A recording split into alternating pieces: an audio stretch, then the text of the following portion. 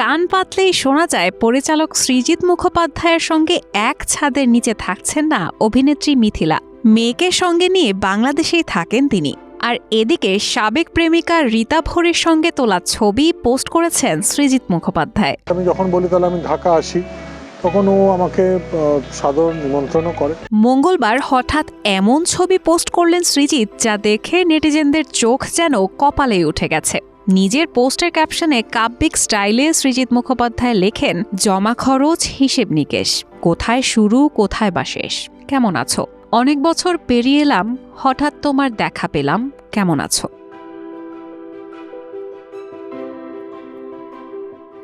কিন্তু এখন প্রশ্ন, হঠাৎ প্রাক্তন রীতা ভোরেকে নিয়ে কেন এই পোস্ট করলেন সৃজিত? কোন জমা খরচ হিসেব নিকেশের কথা বলতে চাইছেন তিনি? বিষয়টি নিয়ে ধোঁয়াশার মধ্যে আছেন তাদের অনুরাগীরা, যদিও কারণ এখনও স্পষ্ট নয়।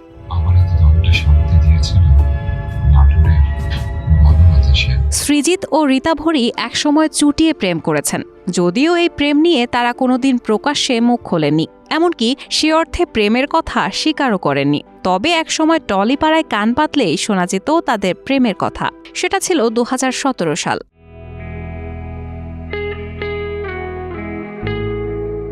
এদিকে সৃজিত মিথিলার দাম্পত্য নিয়ে সৃষ্টি হয়েছে নানান গুঞ্জন। 4 বছর আগে ভালোবেসে বিয়ে করে অভিনেত্রী রাফিয়াত রশিদ মিথিলাকে নিয়ে সংসার পাতেন সৃজিত।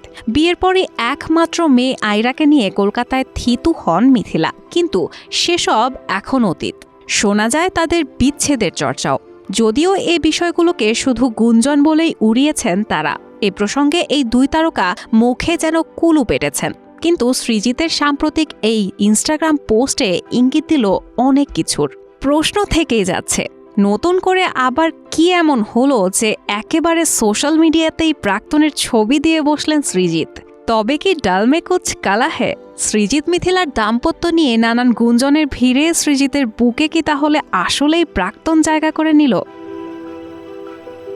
রায়হানা মুন, প্রবাস খবর।